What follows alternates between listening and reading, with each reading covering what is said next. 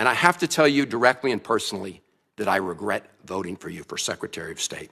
I yield. First of all, your regret for voting for me confirms I'm doing a good job, based on what I know. Well, that's just a flippant statement. I'm actually very proud of the work we've done with USAID. For example, I don't regret cutting $10 million for male circumcisions in Mozambique. I don't know how that makes us stronger and more prosperous as a nation. I don't regret psychosocial support services. I raised Sudan, Mr. Secretary. Can I respond, Senator? We spent $14 million for social cohesion in Mali, whatever the hell that means. So I can go on and on. I got the list here.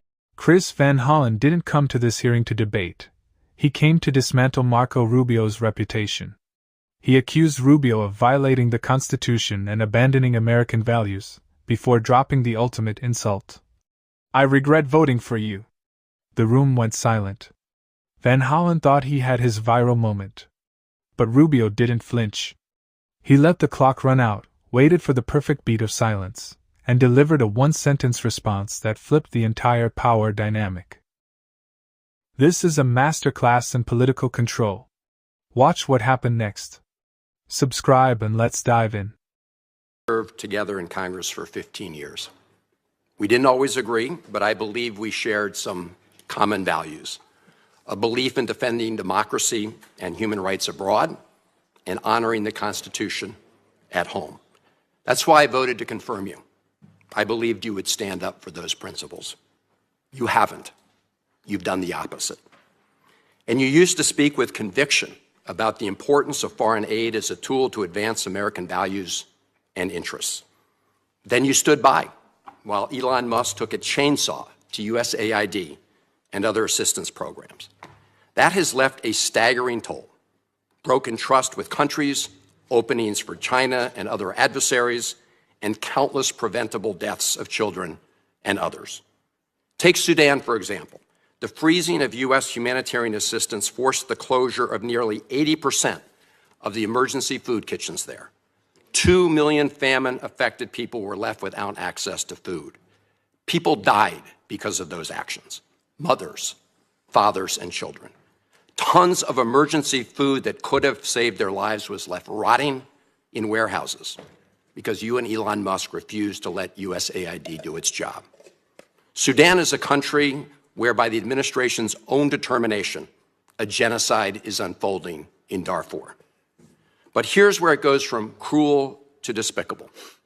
While cutting off food aid to Sudanese families living through an actual genocide, you're fast-tracking white South Africans for refugee status under a manufactured claim that they are the victims of genocide.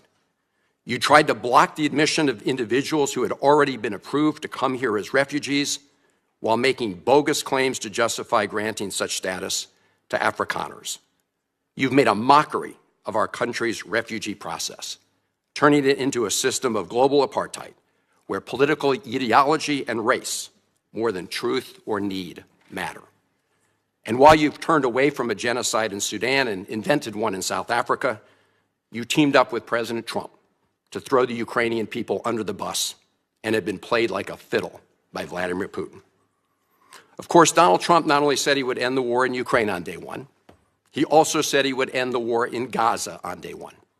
And yet last week, you were all running around to Gulf states, giving away very sensitive American AI and chips technology, but doing nothing to end the war in Gaza and get the remaining hostages returned. You know that for 78 days, the Netanyahu government did not allow a scrap of food to enter Gaza to reach over 2 million civilians. 57 children have died from malnutrition so far, and more than 14,000 children are in imminent danger of dying of starvation. As Cindy McCain said last week, and I quote, "Families in Gaza are starving while the food they need is sitting at the border." That is a gross violation of both U.S. and international law. What did you do? Nothing. Not once did you publicly call upon the Netanyahu government to end the blockade. Fortunately, other countries spoke out, and now we see a tiny trickle going in. Where have you focused your energy instead, Mr. Secretary? Well, your first trip as Secretary of State was to El Salvador, not to promote democracy, but to cozy up to President Bukele, who calls himself the world's coolest dictator. The result? was a cash for collusion deal to deprive people living in America of their constitutional rights to due process. The Supreme Court, in a 9-0 decision, instructed you to facilitate the return to the United States of Abrego Garcia, who the administration admitted was wrongfully deported to El Salvador. Your response? You've openly flouted judicial orders. When asked whether you have been in touch with El Salvador to return Abrego Garcia, you boasted, quote, "I would never tell you that. And you know who else I would never tell? A judge." Clearly, you don't care about the Fifth Amendment right to due process, and you don't care about the First Amendment either, since you've been very busy snatching students off of college campuses for exercising their right to free speech. You dredged up a relic from the McCarthy era to claim that student protesters posed a threat to the foreign policy of the United States. Give me a break, Mr. Secretary. You know as well as I do this isn't about national security. It's about punishing free speech. And you know that in America, the government doesn't get to use its power to punish speech it doesn't like. Yet in March, you boasted about revoking student visas, saying, and I'm quoting, "We do it every day. Every time I find one of these lunatics, I take away their visa," unquote. Let's look at one of those lunatics, Mr. Secretary, Ms. Ozturk. Her crime was co-authoring an op-ed in her college paper critical of Tufts University's response to the war in Gaza.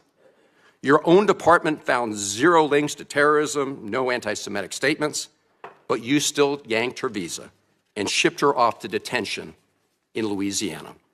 And the list goes on and on.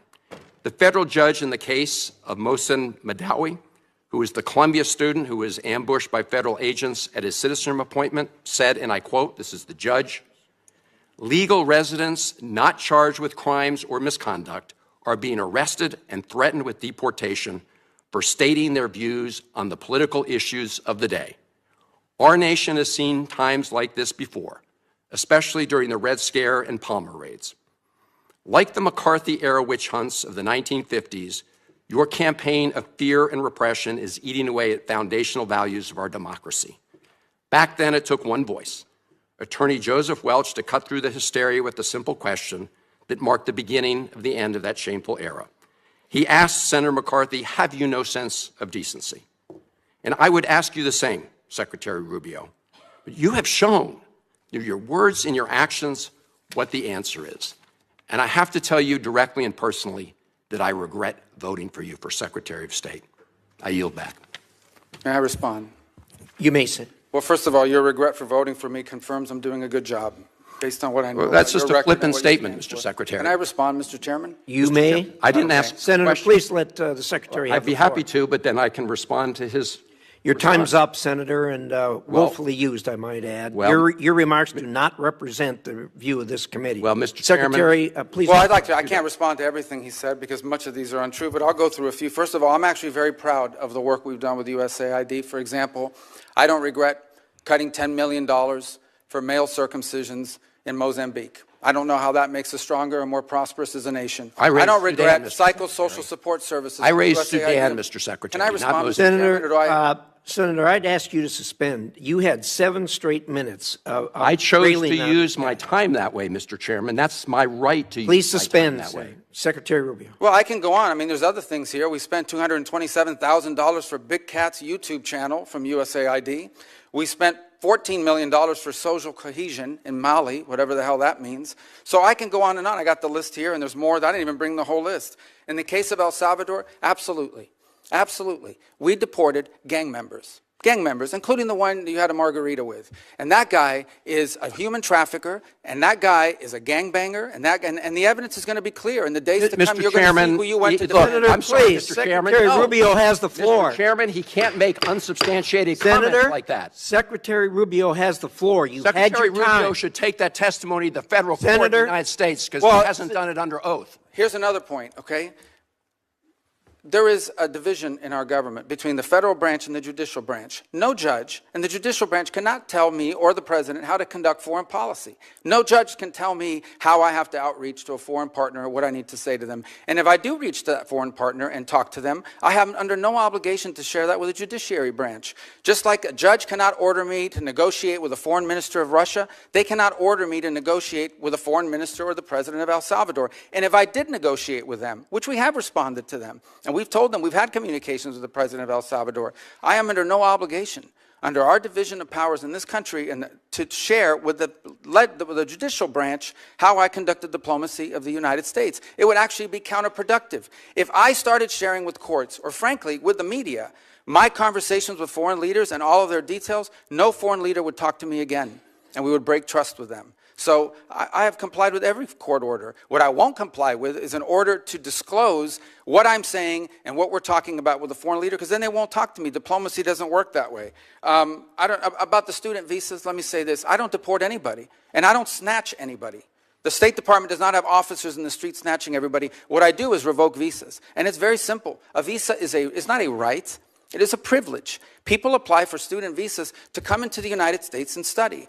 And if you tell me that you're coming to the United States to lead campus crusades, to take over libraries and try to burn down buildings and acts of violence, we're not going to give you a visa. Is that what Ms. Ostork did? We're not going to give you a visa. Is that what she did? Come that, on, Mr. Secretary. And every single one of these cases, the factors are different. Senator, the bottom line is, if you're coming here to stir up trouble on our campuses, we will deny you a visa. And if you have a visa, First Amendment apply to we'll people revoke living it. in the United States? And we're going to do more. There are more coming. We're going to continue to revoke the visas of people who are here as guests and are disrupting our higher education facilities. People are paying money. These kids pay money to go to school, and they have to walk through a bunch of lunatics to the who are here on student newspapers visas. disrupting the Simple foreign as policy of the United States. I want to do more. I hope we can find more of these people. What you just watched was bigger than a political argument. Chris Van Hollen came into that hearing trying to morally corner Marco Rubio.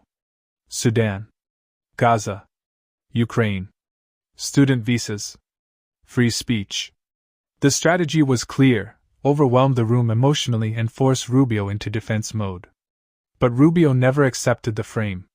Instead of arguing emotionally, he shifted the entire exchange toward authority, executive power, constitutional structure, and operational control.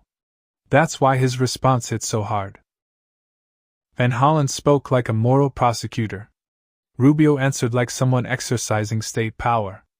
And in today's political climate, where many voters distrust institutions and media narratives, projecting control under pressure often lands harder than emotional outrage alone. That's the deeper reason this moment is exploding online. This wasn't just left versus right. It was two completely different visions of leadership: moral condemnation versus institutional authority. And Rubio understood the rules of the room better. The real question is, what persuades voters more today, moral outrage or visible strength under pressure? Drop your thoughts below. Like, share, and subscribe for deeper political breakdowns. No spin. No fluff. Just the agenda.